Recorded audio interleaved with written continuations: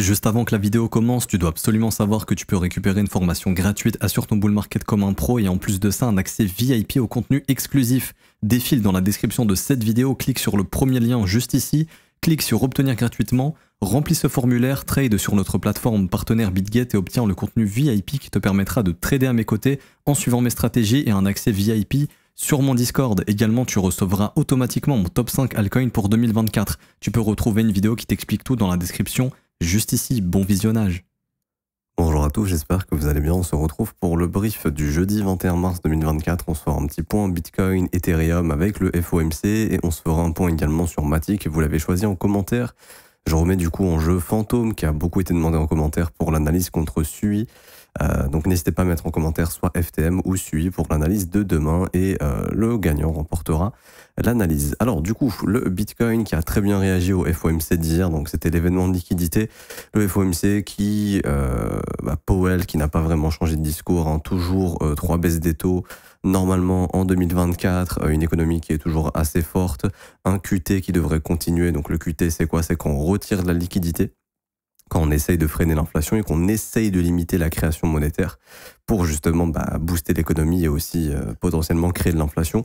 Donc au final, c'est toujours le même discours. Le marché, je pense qu'il s'y attendait. On avait vu qu'il y avait 99% de probabilité qu'on ait ni de hausse de taux ni de baisse de taux. C'est ce qui s'est passé.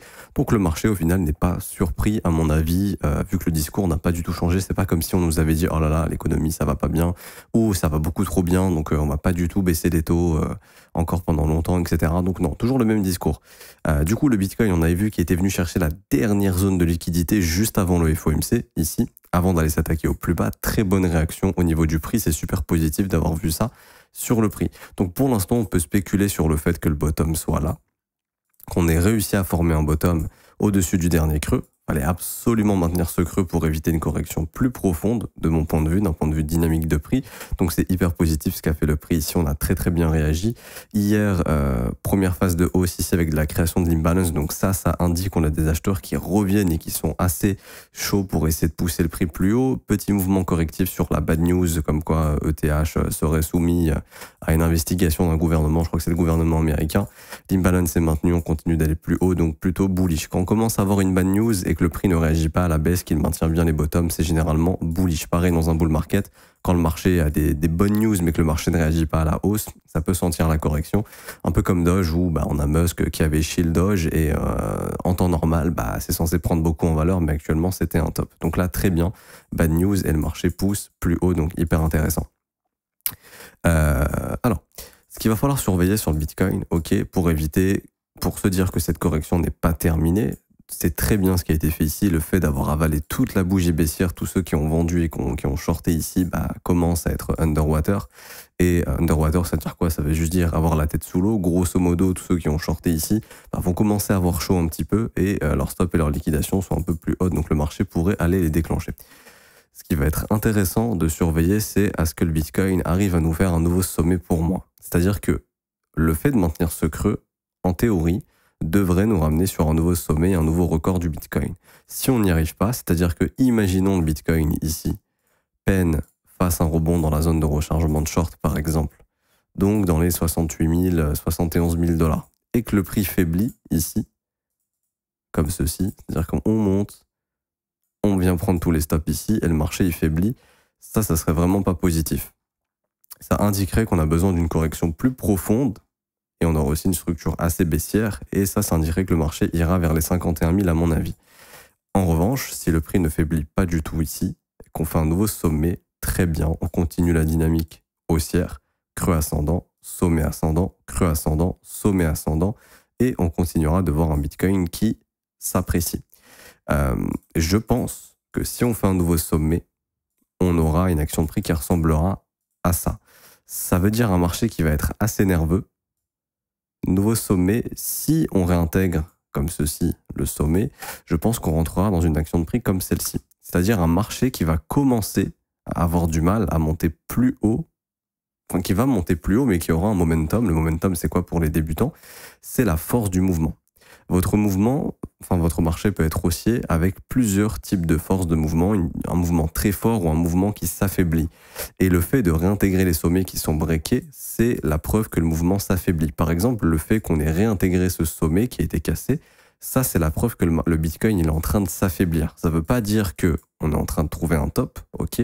La création d'un top, ce serait le premier cas que je vous ai expliqué, c'est-à-dire zone de rechargement de short et poursuite baissière, cassure de ce creux et cassure de ce creux. Ça serait vraiment baissier, on va dire, pendant quelques jours, voire peut-être même quelques semaines, le temps, à mon avis, que le prix revienne vers les 38,2, donc les 51 000 $. Ensuite, je pense que cette correction sera finie si ce scénario se met en place. C'est pour ça que je vous invite vraiment à être très très prudent dans cette zone de rechargement de short, parce que si le prix est bloqué ici, on a l'information que ce sommet va être défendu et que cette résistance ici qu'on a formée avec le précédent sommet va bloquer les prix. Ok, donc ça va être extrêmement important. Et du coup, si jamais le marché est en train de, dans les prochains jours et prochaines semaines, commence à nous dessiner quelque chose comme ça, je fais des sommets mais je réintègre, on aura l'information que ça ici, le Bitcoin perd beaucoup de sa force et en fait il va créer une grosse trendline daily ici qu'il finira par aller liquider à un moment donné et du coup on aura une grosse correction qui interviendra comme ça. Ok. Ce qui serait le plus positif pour le Bitcoin au niveau du comportement du prix, c'est une reprise haussière franche avec un Bitcoin qui ne réintègre pas du tout ses sommets, qui redevient très fort. Pour redevenir très fort, il faut beaucoup de demandes et il faudrait que les ETF reviennent et reproposent énormément de demandes, qu'on ait beaucoup de demandes au niveau des ETF, donc ça on surveillera. Mais imaginons au cours des prochains jours, on a vraiment des inflows qui sont en baisse, c'est-à-dire que les net flows sont en baisse, ça veut dire quoi? C'est-à-dire que, imaginons, par exemple, le 19 mars, on a eu un net flow de moins 146 millions. Ça veut dire que Grayscale a plus vendu que ce que BlackRock et Fidelity ont pu acheter. Ici, on le voit, Grayscale a vendu pour 607 millions, BlackRock a acheté pour 429 millions, les autres ETF ont acheté un peu, et donc ici, on voit justement un net flow négatif. Ça veut dire qu'il y a eu plus d'offres que de demandes de la part des ETF. Et donc, si ça reste ainsi comme ça pendant ces prochains jours, ça pourrait créer de l'offre, un déséquilibre entre l'offre et la demande et donner un peu de mal au Bitcoin en attendant que potentiellement les investisseurs institutionnels retrouvent de l'intérêt dans le Bitcoin avec un prix plus intéressant, que les ETF puissent retrouver de la demande, etc., etc. Donc moi je trouve que c'est positif la réaction du prix qu'on a eu hier, honnêtement. Le fait qu'on soit venu chasser vraiment tous les stops au niveau du dernier creux, c'est très très bien. Il y a tout ce qu'il faut pour essayer d'aller pousser, faire un nouveau sommet. Également, quand je vois en termes de stop, pour moi, tous les stops ont été pris. En fait, la dernière zone de stop, c'est sous le dernier creux, mais le dernier creux, faut pas y toucher. Donc maintenant, les stops se trouvent où? Au-dessus de ce sommet, au-dessus, ici, ici, ici, ici, ici. Donc déjà, il y a une grosse zone de stop au-dessus des 71 000 $. Donc franchement, ça m'étonnerait qu'on s'arrête ici. Et également, quand je regarde ici en 15 minutes, donc là, je combine tous les sommets et c'est un indicateur ici, d'ailleurs, vous pouvez retrouver en commentaire épinglé si jamais ça vous intéresse. Les indicateurs que j'utilise, je vous ai mis un petit lien si jamais vous voulez essayer. En fait, l'indicateur ici nous permet de voir les plus hautes sessions, les plus basses sessions et aussi les plus hauts journaliers. Et on voit du coup qu'on a une énorme zone de liquidité qui s'est créée à 70 800 $. Donc personnellement, je pense que le marché va pousser vers ces objectifs-là. Et ensuite, ça va être intéressant de voir si le Bitcoin va réussir ou non à rester fort et aller nous faire un nouveau sommet ou pas. Je vous rappelle également que ce sera du coup la zone de rechargement de short. Je vais retirer ici en daily, je vais vous la mettre sur le graphique en horaire, juste ici. Hop. Mais il faudra absolument casser cette zone de rechargement de short pour aller faire un nouveau sommet. Parce que faire un sommet descendant ici, ce serait vraiment pas positif. Ok. Donc on surveille bien cette grosse zone de stop au-dessus des 70 700 dans la zone de rechargement de short ici. Ok. Parce que si le Bitcoin fait ça, et qu'il redevient faible, là, ça serait vraiment pas positif et je pense qu'on ira faire un mouvement baissier comme ceci. Ok. Donc voilà, pas plus de choses à dire pour le Bitcoin, vraiment très très bonne réaction. Des fundings qui ont complètement été reset à 0,01, très très positif pour le moment. Donc plutôt positif ici. Et en daily, il faut surtout pas également, par exemple, si on commence à revenir bouffer un peu cette bougie, ça serait vraiment pas bon signe. Pour moi, il faut vraiment mettre la pression sur la bougie baissière d'hier et essayer de s'installer au-dessus pour bloquer tous les vendeurs ici et pousser plus haut. Ok. Je voulais rajouter quelque chose, mais j'ai oublié. Oui, au niveau du comportement du prix en H4, ici, on voit au niveau de la dynamique du prix, juste ici, qu'il faut aussi également essayer de venir péter ce sommet pour éviter de continuer cette dynamique ici. Ok, donc essayez de casser aussi les 68 000, je vais vous donner vraiment le niveau précis. Les 69 000 $, ce serait positif pour vraiment mettre un terme à cette petite dynamique baissière qu'on est en train d'installer ici en horaire, pour vraiment complètement annihiler tout ça et essayer d'aller faire un nouveau sommet. Donc pour moi, dans l'ensemble, c'est plutôt positif. Ok, honnêtement, c'est plutôt positif. Sur du court terme, pour moi, il faut absolument maintenir le dernier swing high ici qui a été cassé. Donc je vous dirais aux alentours des 65 800 jusqu'à 64 500, il faut absolument maintenir cette zone. La création de l'imbalance ici avec la cassure du dernier sommet pour faire un pullback et une continuation. Malheureusement, si le marché réintègre cette imbalance, là franchement ça pue. Honnêtement, retourner sous les 64 400 $, ça sentirait vraiment pas bon. Ça sentirait pas bon. Donc grosse vigilance sur ces niveaux, sur le BTC. Maintenant, la réaction du prix est très intéressante. On a l'or aussi qui a pas mal pris de la valeur hier avec le FOMC. On a le marché américain aussi.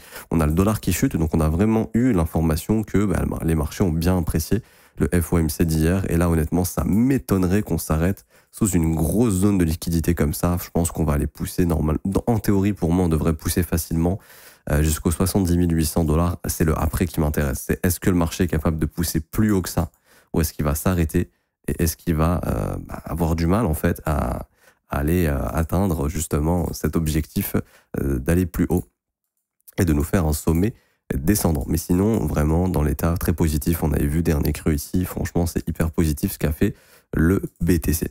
Faut garder ça intact, faut vraiment pas retourner proche des bottoms, ça serait vraiment pas bon signe. En fait, si vous voulez maintenant, je finirai là-dessus, faut absolument ne plus retourner vers les creux, ça serait vraiment pas positif. Là, faut pas laisser l'opportunité aux gens d'acheter avec du levier proche des lots parce que ce qui va se passer, c'est qu'on va aller nettoyer tout ça. Faut vraiment continuer de mettre de la pression et que le prix monte assez vite. Concernant ETH, donc je crois qu'il a un petit peu moins rebondi que le Bitcoin, j'ai l'impression. Assez similaire.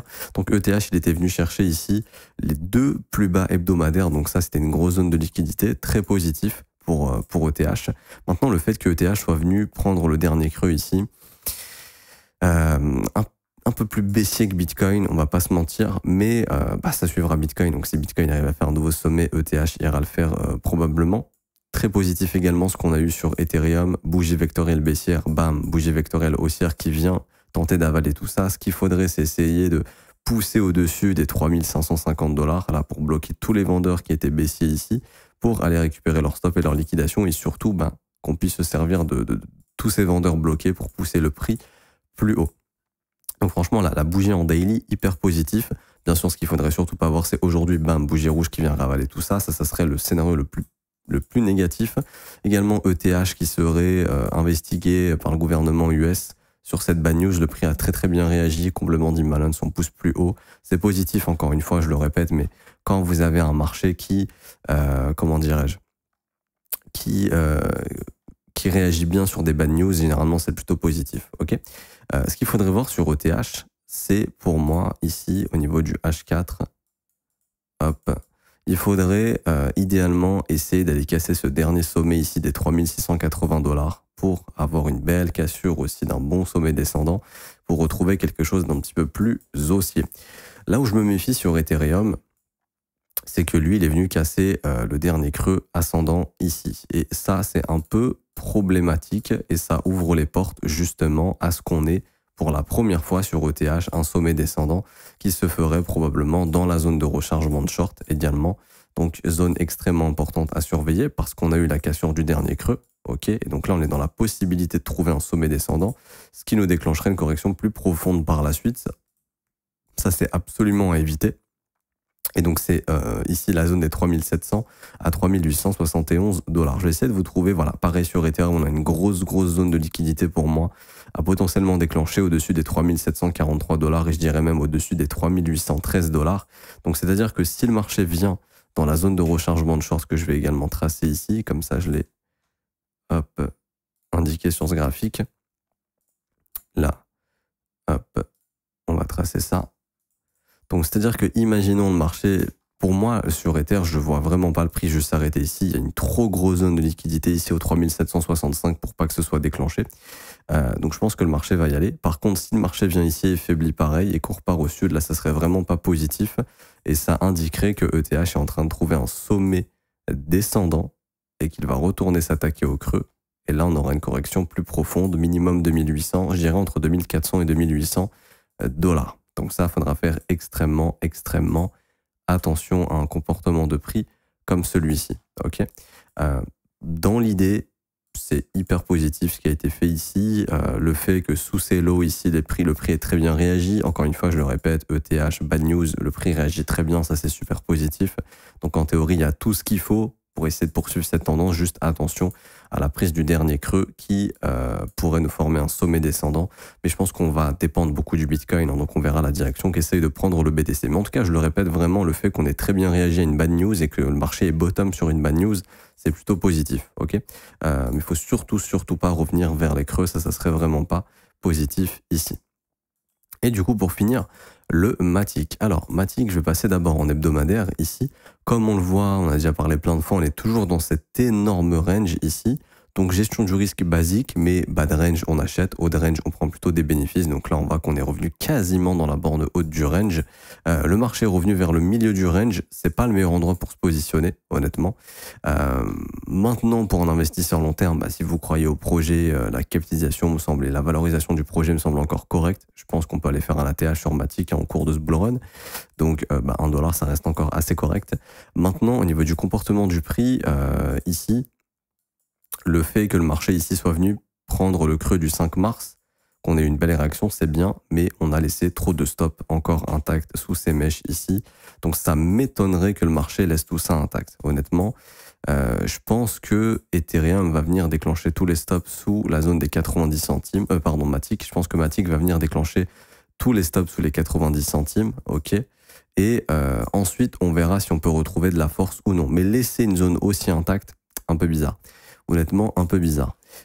Et du coup, vu qu'on a cassé le creux du 5 mars, je m'attends à ce qu'en fait, on vienne tout simplement chercher la zone de rechargement du dernier creux weekly. Donc là, on est venu dans les 61,8, mais je ne serais pas du tout étonné qu'on ait une dernière petite phase de baisse ici qui vienne déclencher les stops dans la zone de rechargement et là, tenter de poser un bottom. Pourquoi? Parce que la dynamique est haussière, il n'y a pas de problème.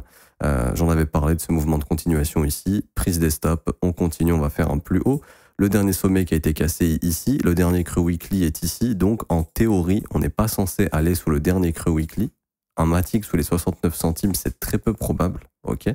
Mais un Matic qui viendrait déclencher la zone de stop que vous voyez ici dans l'imbalance weekly pour former un creux ascendant est plus que probable. Pour faire une continuation haussière, bien évidemment. Donc je me demande et je me dis que potentiellement, cette baisse ici n'est peut-être pas terminée pour Matic, qu'il manque un dernier mouvement baissier pour aller justement ensuite, pourquoi pas, faire de nouveau plus haut. Bien sûr, ça dépendra du marché du Bitcoin. Hein.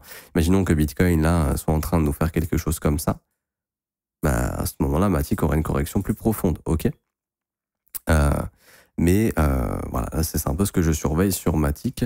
Ici, bien évidemment, le prix pourrait rebondir plus avant de potentiellement aller faire ce mouvement ici. Mais honnêtement, je pense que cette zone sera déclenchée. Maintenant, ça c'est plutôt pour les prochains jours, prochaines semaines. Ok. Dans l'idée, l'action de prix à laquelle je m'attends, c'est plutôt ça. Ok.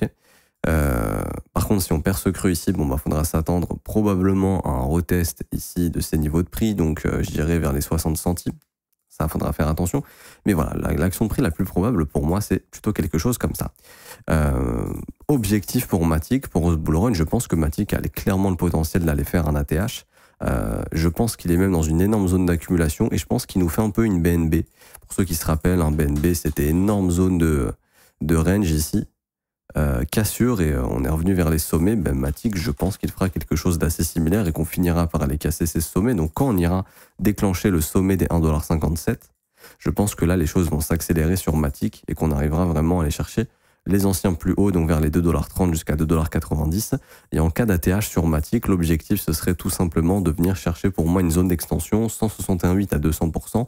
C'est très généralement les objectifs qui sont atteints quand on a de nouveaux ATH. Après justement un cycle baissier comme on a eu ici, au minimum entre 4,56$ et 5,54$. Donc le Matic à 1$, ça reste plutôt un bon prix. Maintenant, si on veut optimiser un peu, voilà, je pense qu'on aura une dernière chute sous les 90 centimes, juste histoire d'aller récupérer tous les stops qui sont en train de s'accumuler ici. Je pense qu'en close line, on va les voir aussi. Ouais. Tous les stops qui s'accumulent là pour tranquillement retrouver de l'énergie et ensuite repartir plus haut. Donc, dans l'idée, plutôt intéressant. Maintenant, voilà, peut-être dernière chute à laquelle on pourrait s'attendre dans ces prochains jours, peut-être prochaines semaines.